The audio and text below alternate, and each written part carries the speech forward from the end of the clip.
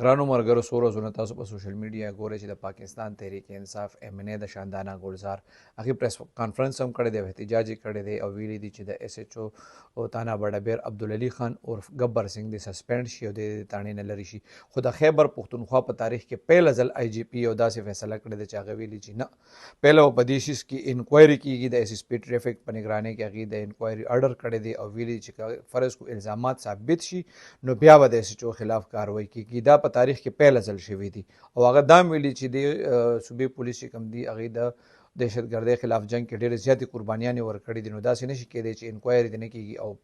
د سسپینډ شي. IGP ته دا کریډټ ځي چې دغه تعلق دې صوبې سره نه دی، خو په دې صوبې کې پهله ځل په تاریخ کې دا خبره ما واورېده چې پهله هغه انکوایري دې وشي او بیا د سسپینډ که فرض کړو الزامات ثابت شي او هغې د شاندانا ګلزار نه د نورو خلکو نه مطلب دا د ثبوتونه غوښتي دي چې هغه د SSP ټریفک ته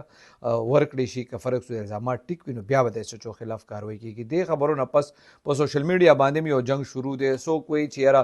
شاندانا ګلزار په حق ده او څوک وایي چې نه SHO په میرټ باندې کار کوي، نو ځکه دغه مقامي کونسلرانو ته فکر دی د SHO چې کله دې تاڼې ته رالو هغه یو خبره هم کړې وه چې یاره زه به په میرټ باندې کار کوم او که فرض کړو څوک هم غلط کار کوي نو زه به دې کې دباو نه منم. نو ډېر خلک وایي چې هغه د چا دباو نه مني، نو ځکه دا سیاسي خلک د هغې خلاف راوتي دي، خو سیاسي خلک وایي چې دی غیر قانوني چاپې وایي.